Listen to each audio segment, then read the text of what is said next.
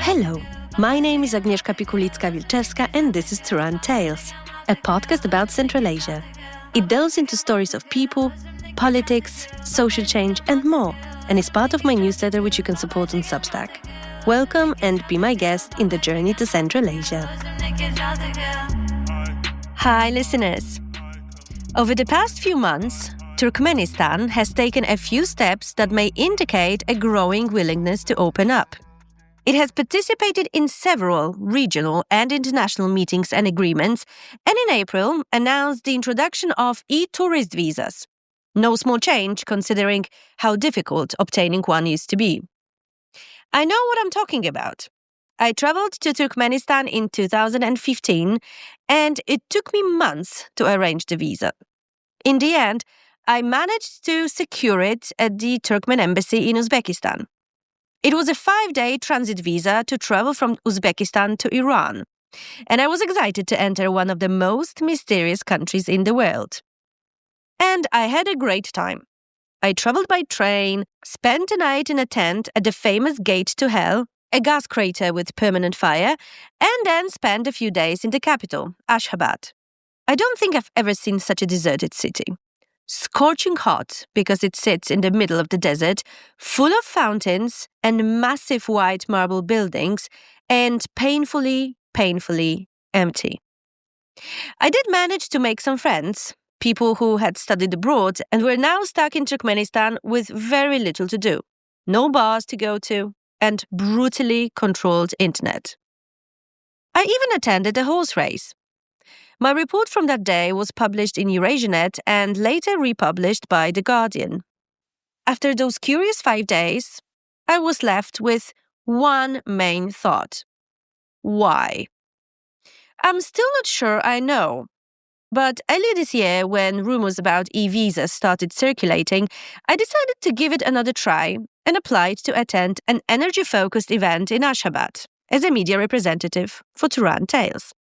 I was surprised when, one day before the event began, I received an email granting me accreditation. It was a bit too late to arrange the trip, so I didn't go. But ever since, I've been wondering whether some change is possible. Today we will try to answer this question with Ruslan Myatiev, a Turkmen journalist and the founder and editor of Turkmen.news, an independent media and human rights organization based in the Netherlands that publishes daily news and investigations on Turkmenistan. Welcome to Turan Talks.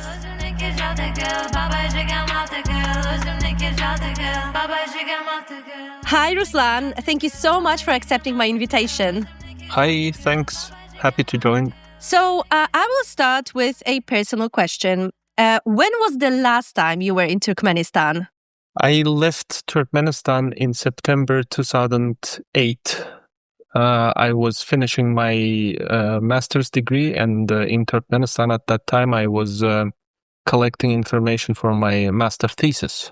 It was a content analysis. I was going through a ton of Turkmen newspapers. And do you remember this last day before you left? Were you saying goodbye forever at the time? No. I wasn't definitely thinking that I was leaving forever. This was never actually, an idea or a plan. It was just a regular come and go because I was a student for almost 7 years, since 6 years, since 2002 till 2008. Every year coming and going at least twice for summer break and for winter holidays. So for me, it was again going back to Kyrgyzstan where I was studying, defending my thesis and perhaps coming back. But then when I graduated, I immediately found a job in Kyrgyzstan. I was offered actually a job, and I decided to stay and, earn some money. But 2 years later, you decided to found Turkmen.news, your independent media outlet. How did it start? I mean, what was the thinking behind creating Turkmen.news? I studied journalism And I was practicing journalism actually since something about an age of 12 or 13. I began writing for local Turkmen newspapers. And then when I graduated, when I got a degree, I decided to collaborate with forum-based outlets that were focused on Turkmenistan. Because I had information, I would go to Turkmenistan for summer break, let's say, and make some photos, learn things, and upon leaving the country, I would send it to the media that focused on Turkmenistan. Long story short, I was always engaged in journalism, Turkmenistan-related journalism. But in that period, 2009, 2010, many things have happened, or some personal things have happened that pushed me to create something of my own. Back then, my girlfriend was also a student in Kyrgyzstan. She was also from Turkmenistan, and then she and 149 other students that studied in Kyrgyzstan on US scholarships, they were suddenly barred from leaving Turkmenistan to continue their studies. It was a big story back then. The US government was involved in solving it. So for a year and a half or almost 2 years, they were locked up in Turkmenistan because the government simply thought that, the Turkmen youth getting educated in Western universities, especially in Kyrgyzstan, it was the American University of Central Asia in Bishkek, was dangerous to the regime of the Turkmen president. So they took this radical step and prohibited 150 students from leaving the country. Of course, we couldn't simply accept it, and I started publishing about that on websites of my colleagues. And then in 2010, this project emerged, my own project. It actually started from a scratch. It was like a spam idea, I had some 300 emails of Turkmen citizens, and what I would do, I would copy articles that were published on Turkmen media in exile. I would compile them into one file and send in a form of a newsletter to those 300 emails that I had. The reason was that these websites were publishing good stuff about Turkmenistan, but they were missing the audience inside the country because the websites were blocked in the country. And my idea was to fill that void, connect the media in exile with the readers in the country. And this project developed, to my surprise, a year after. Instead of 300 emails, I already had 3,000 emails because I urged my subscribers to send, if they found it important, to share it with their friends, colleagues, neighbors, students, and they did. So over time, these people started to share their feedback. For example, they read something in that newsletter created by me, and they would say, okay, this indeed happened, but the details are a bit wrong. Instead of 5 people died, it was just one person who died, for example. Yeah. Over time, they started to share their facts, their observations, their analysis, their visions of the situation, which allowed me in 2012 to start my own project, basically my own platform for this type of news. It started on Facebook first. And then those outlets that were based outside, they would even take my Facebook posts and turn them into news, basically. By 2014, I realized that the number of sources that I had allowed me to create my own website. And that's when it started. Actually, in 2014, we launched khabartm.org. That website still exists. It serves as archives because it contains an immense amount of materials about Turkmenistan. Until 2019, that website was active, and then in 2019 we decided to change our name, change our domain, and instead of Alternative Turkmenistan News, we became Turkmen.news, basically. So it was like a facelift thing, but also we changed everything, even our logo, even our approach to publications. Do you remember the moment when you realized that you can't go back to Turkmenistan? That you will have to stay in exile? Until 2015, I was doing this entire work in complete secrecy, anonymously. I wouldn't reveal myself. But of course, the Turkmen security services, they were aware, I think, they were aware of me being behind that project. But why 2015? That's when one of my correspondents got in trouble. He was arrested. The security services planted drugs on him and locked him up for 3 years.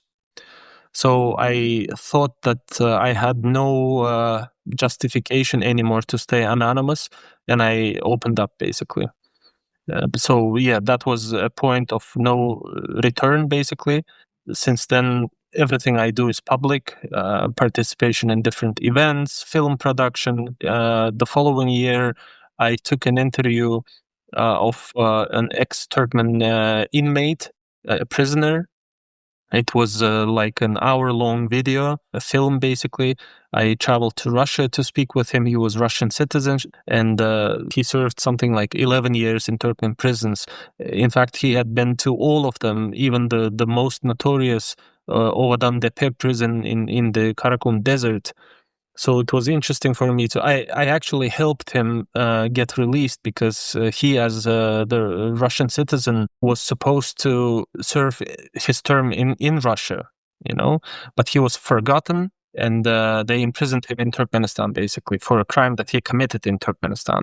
So he told me his story, and it was me on the shot, so there was nothing else to hide anymore about myself. And has your family faced any repercussions for your work? My immediate family left the country long before I opened up, basically, because they had troubles on their own. My father was beaten on the street in 2011, and he almost lost his eyesight, his vision, and then he basically left and never returned. So by 2011, all of my immediate family members were already outside the country. Let's go back in time a little bit. So today, Turkmenistan is one of the most closed up countries in the world. But how did it happen? Because we all know that following the collapse of the Soviet Union, all Central Asian states had to basically start nation building, right? What happened that Turkmenistan took this approach? How it happened that it became one of the most isolated countries in the world? Maybe it had to do with the country's location, geographical location, because we immediately border with Afghanistan, where there was a war between the Soviet Union, and in, 1989, that the Soviet forces pulled out of Afghanistan. So it was also Iran right to the south of Turkmenistan. It was probably also the massive amounts of natural resources that Turkmenistan possessed. And all these factors played a role when the government decided, when President Saparmurat Niyazov and his cabinet decided that maybe Turkmenistan should be more closed off from the rest of the world, simply for security reasons. For example, even the Russian forces that were present in the country until early 90s, I think 1996 or something, that they left when they were patrolling the southern border of Turkmenistan. So today you still have Russian air base in Kyrgyzstan. There is a military presence of Russia in Tajikistan. But Turkmenistan was one of the first countries to actually even let them go, In 1995, we declared our neutrality, and that basically decided, the path that Turkmenistan would take for decades, for 3 decades now. This year we'll be celebrating the 30th anniversary of neutrality. But the problem is that, neutrality means not being part of any military blocs. However, the Turkmen government understood it or saw it as a reason to self-isolate the country from the rest of the world, which is bad because we lost so many years We were not exposed to innovation. We were not exposed to the modern developments in all spheres: healthcare, education, banking sphere, telecom, even oil and gas. The most important sources of income for Turkmenistan. So initially, maybe the idea of being a bit closed from the neighboring countries was good, but then it got perverted. It was misinterpreted, and it went the wrong way, basically. What was your childhood like in Turkmenistan? How did it happen that you decided to become a journalist under such dictatorial conditions? My childhood was, normal childhood as everyone else had at that time in Turkmenistan. There was nothing exceptional about it. My parents were both journalists. That was their only profession. And they worked both in Turkmenistan in the 90s, in the 80s, and early 90s. They were pretty much free to write about anything, even in Turkmenistan, in Soviet Turkmenistan. They wrote about corruption, they wrote about embezzlement, they wrote about unjust judicial decisions, judicial verdicts. So back then it was possible. Then it wasn't possible anymore. There was a huge censorship in media outlets and in general, and the role of security services became much bigger. I was a witness to all of these things, to all of these developments. Plus, my parents, during daylight, they were working for official press, but at night, they were working for independent outlets. In the late 90s, my parents, along with other activists, produced small newsletters in Turkmenistan and disseminated. I, as a childhood, also helped disseminate them. I would hand them out for free to bypassers, and these were like outlets, small, short newsletters that were contradicting the official line, basically. When the official press was saying that everything in the garden looks rosy and perfect, those newsletters that were written by and produced by my parents, including, they were telling the other truth, the real truth. They were raising the problems of ordinary citizens. They were looking at the bigger picture, like, corruption and things that prevent the society and the country from developing. So I was a witness to all of that, and maybe it's safe to say here that it almost came from mother's milk to me. Turkmenistan's first president, Sapar Murat Niyazov, was replaced by Gurbanguly Berdimuhamedov in 2006, right? How did the transfer of power happen? Because I can imagine that in such already dictatorial conditions, the system of power transfer must be very tightly controlled. This is one of the things that still remains a big secret to many people in the world and in Turkmenistan, because Niyazov was replaced by someone least suitable for this position or least predictable for this position. Gurbanguly Berdimuhamedov was like a very shy and very non-outstanding cabinet members under Niyazov, and you would think of anyone to replace Niyazov but him. Yeah, so this remains a big mystery why it was Berdimuhamedov who replaced Turkmenbashi and how it happened. There are some rumors, let's say, even on the level of, for example, WikiLeaks revealed some of the insights, but you never know how it actually happened. It still remains a big mystery. If you can say, what are the differences between these two presidents? So how the situation in Turkmenistan changed after Berdimuhamedov Sr. took power in 2006? Well, the difference is, I think, to me personally, under Niyazov, there was some security in a sense that, despite the salaries were low, even what you earned back then, and it was very little money, I should say, it was like about $70 per month, you could still be sure that you would have something to eat tomorrow. Those state-owned grocery stores were more or less full. You could buy bread easily. You could buy, not in the early 90s though, because I remember from the childhood standing in huge lines simply to buy two loaves of bread. But closer to the change of millennium, so 1999 and up until his death, the stores were packed with groceries, and at very cheap prices, at state subsidized prices. So now you don't have that. In 2018, 2019, 2020, if you followed Turkmenistan, we had huge food queues in front of grocery stores. People would wake up at 4 a.m., at 3 a.m., or even stay the entire night in lines waiting for, those trucks with bread to come and unload. We had problems with cottonseed oil, the most popular product in Turkmenistan. We had problems with meat supply, and we still have problems with meat supply. Under Niyazov, at least in his latest years, this wasn't the case. In the early years, yes, there were shortages in food supply, etc., simply because the big country had just collapsed and the new government did not know how to manage things, But soon, it took them a few years, but they realized, okay, we're going to do it this way, and it worked.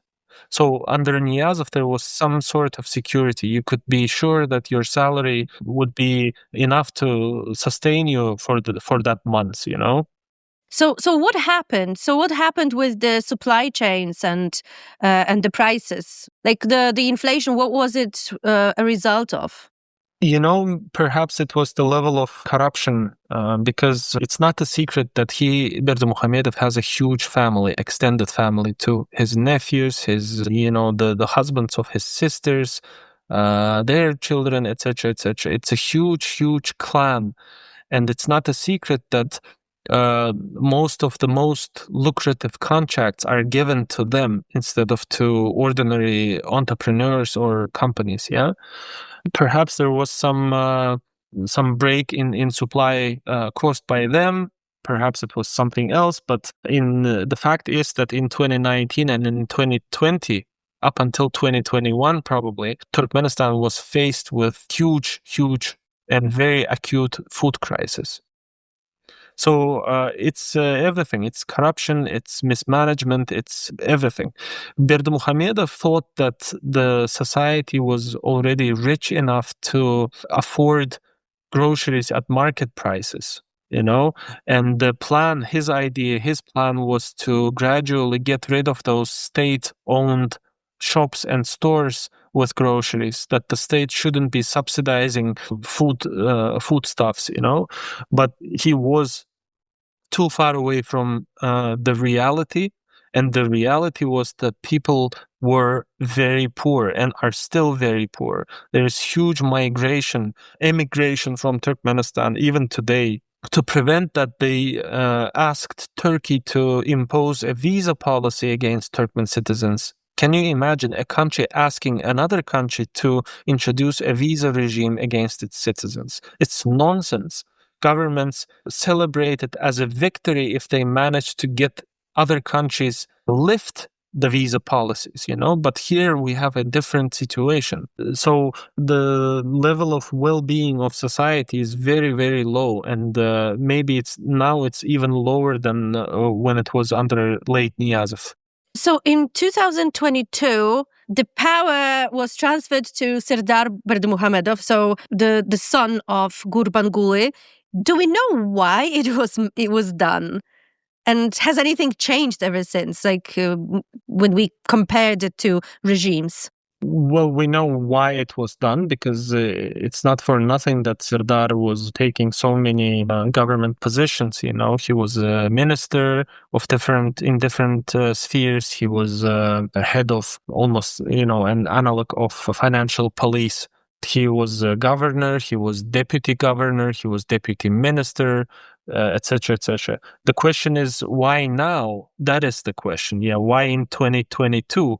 Because it seems that Gurbanguly is still in a good physical shape, not mentioning his mental shape, because I would have questions there. But sources told us also in the past that Berdimuhamedov Sr. suffers from diabetes, and he, as a doctor by training, knows, let's say, his life clock. He knows when he will be over.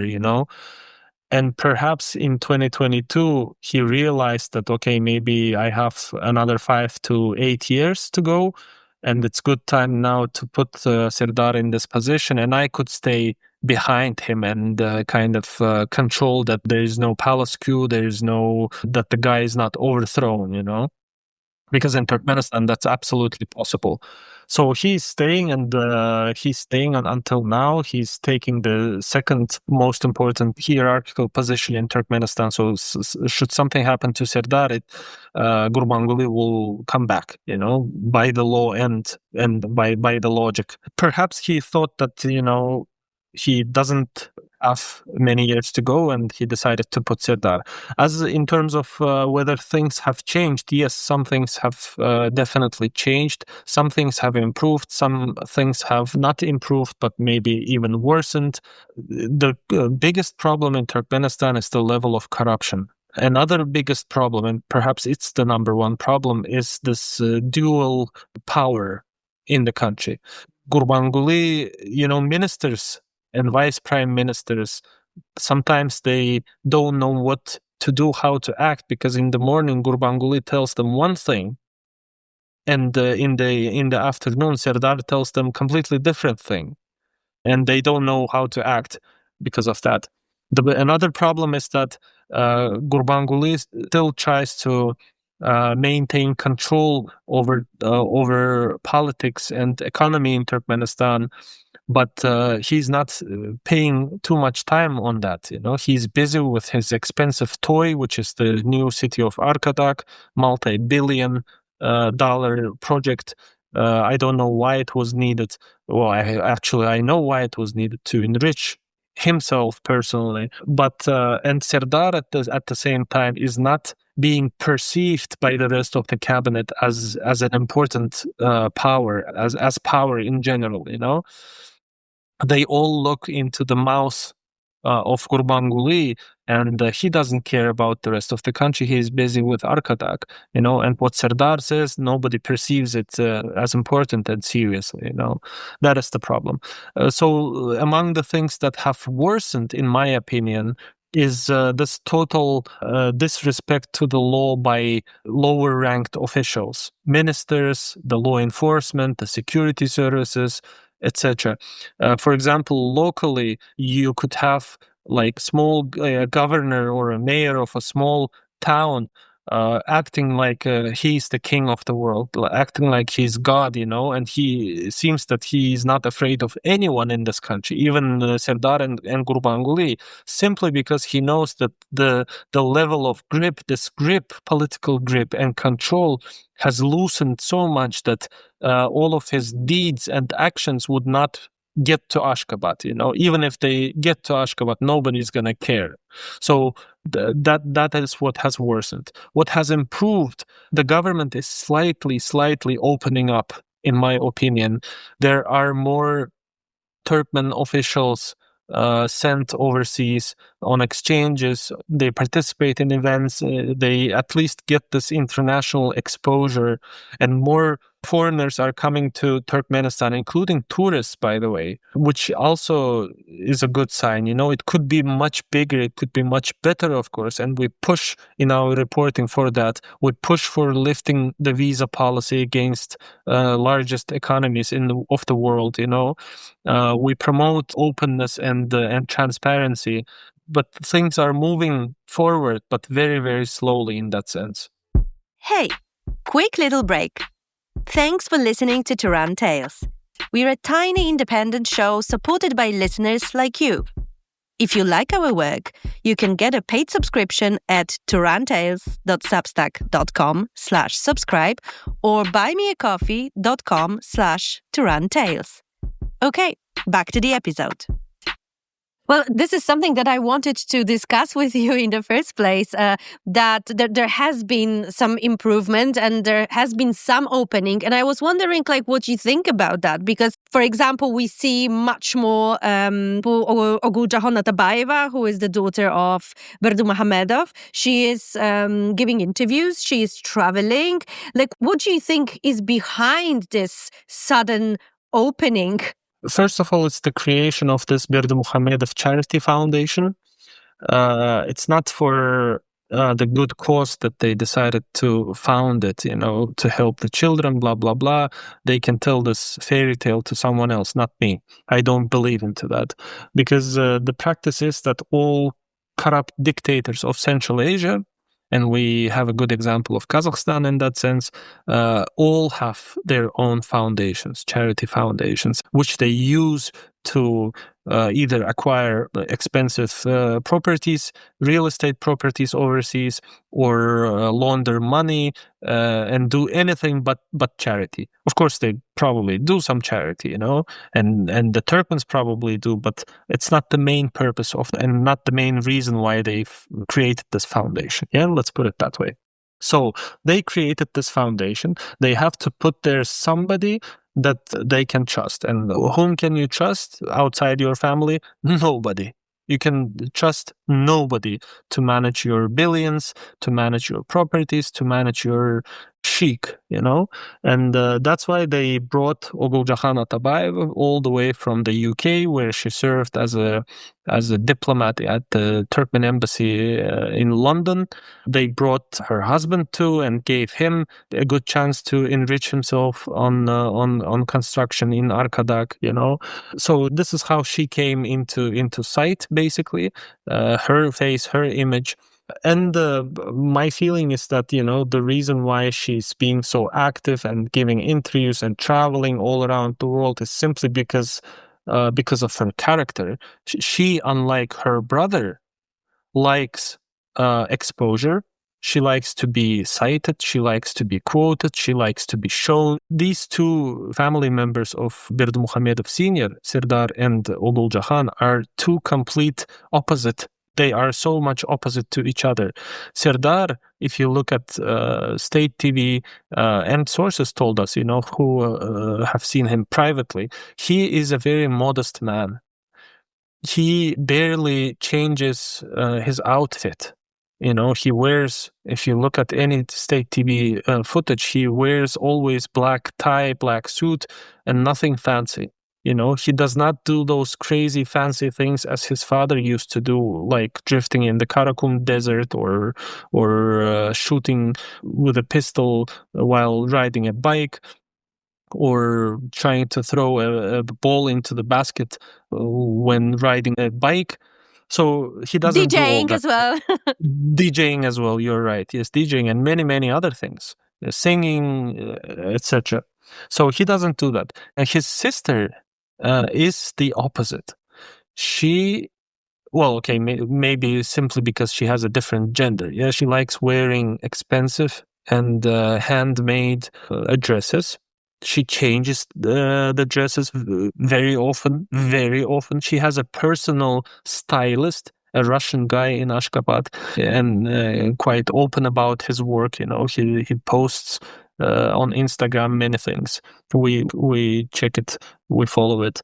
And she acquired an airplane to herself. They took a passenger aircraft from the civil aviation, from the government, from the state aviation, and she turned it into a flying palace. And it happened. We released an investigation earlier in October this year.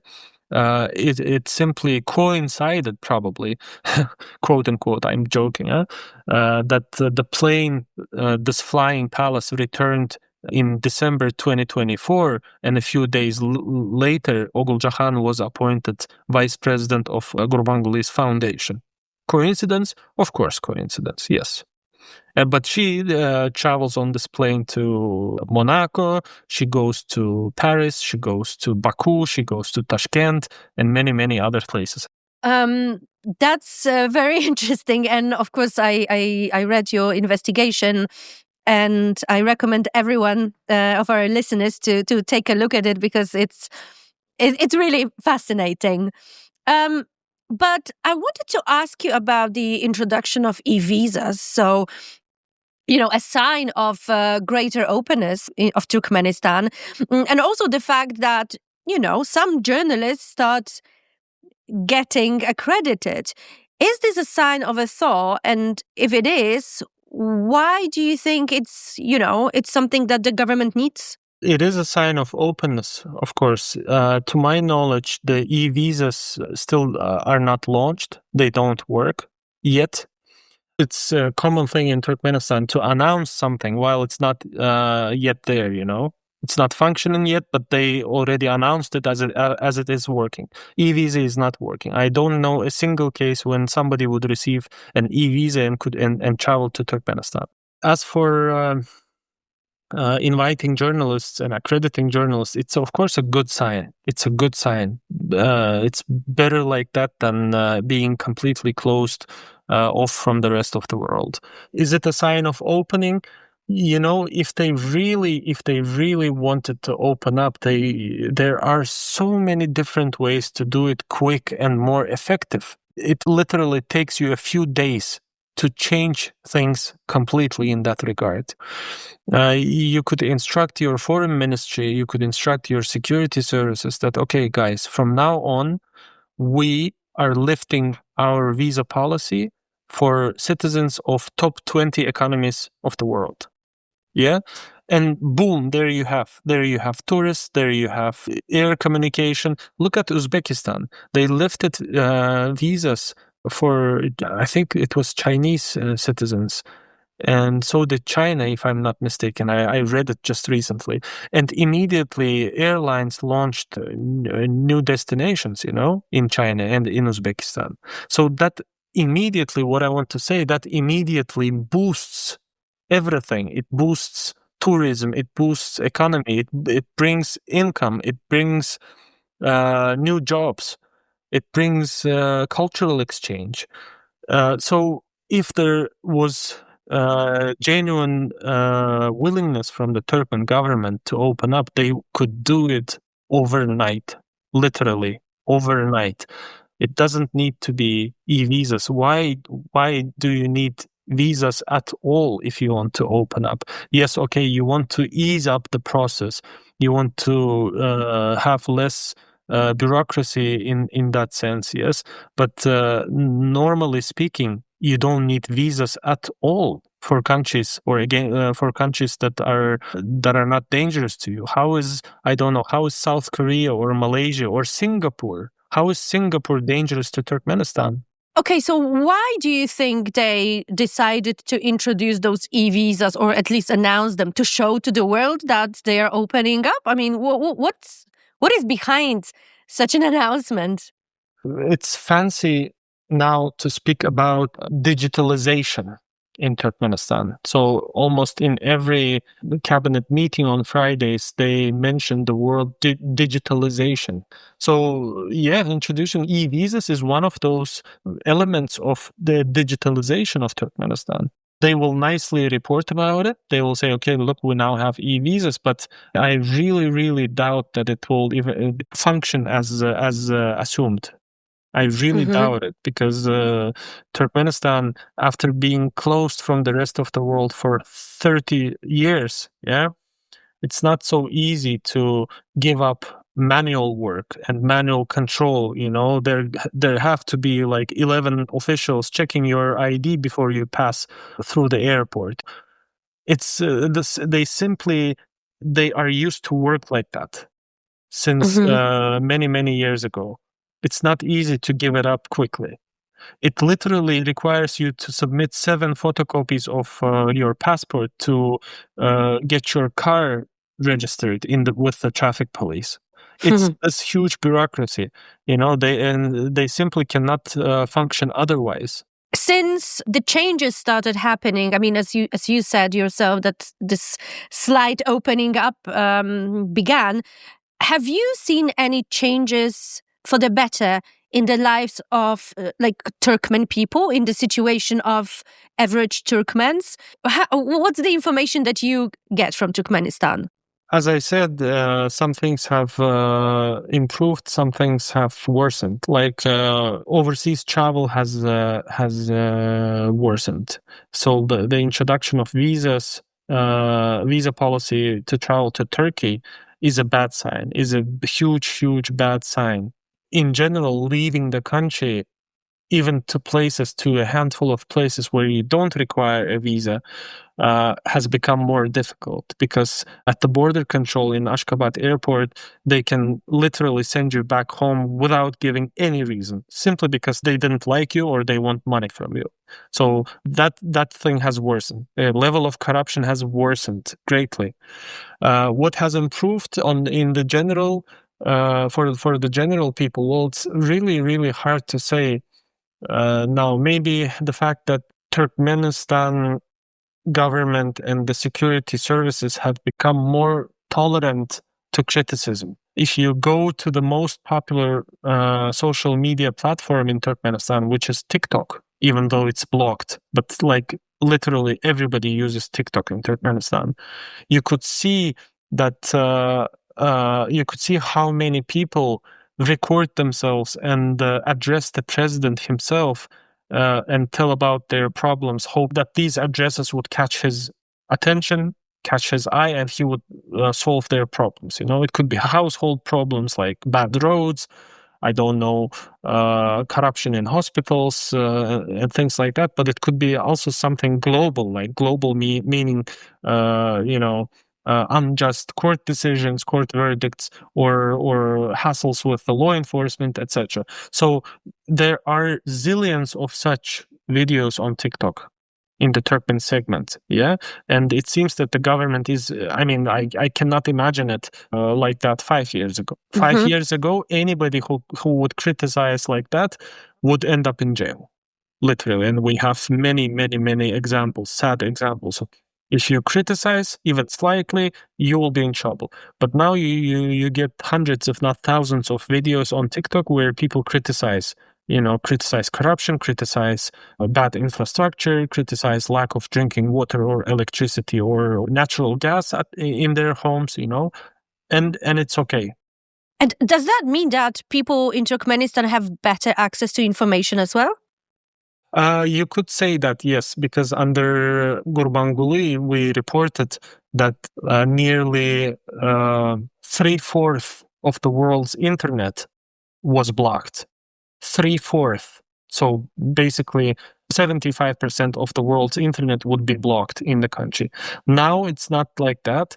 When we uncovered and unmasked the people behind these blockings, they have become a bit cautious when blocking the internet. They don't block submasks or subnets anymore. They block IP addresses. They don't block subnets. But yet, to be able to access platforms like TikTok or YouTube, you would still need a VPN. And VPNs have become widely available in the country. Widely. For a small amount of money, you can get a monthly subscription. If it gets blocked, they renew it to you. This is how it operates now. And tell me, do you think that you will return to Turkmenistan one day? Absolutely. I often dream about it. I see dreams at night. I see my hometown. I see my childhood friends, and I'm sure that there will be time when my knowledge, my expertise, my vision of the world would be useful to this country. This could even happen under this regime, but the only obstacle to that at this moment is Gurbanguly Berdimuhamedov himself, because he's a conservative, he's traditionalist. I have different feelings about Serdar, and should it happen that Gurbanguly decides to leave us forever one day, and if Serdar manages to retain his power, I kind of have a feeling that even he would want me to be part of his team. Well, then I hope that this will happen. All the best to you, and thank you so much for agreeing to talk to me. Yes, thank you. My pleasure.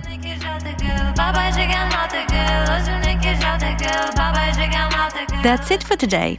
Thank you for listening, and please subscribe to Turan Tales on Substack. I look forward to meeting you there and on my newsletter's social media.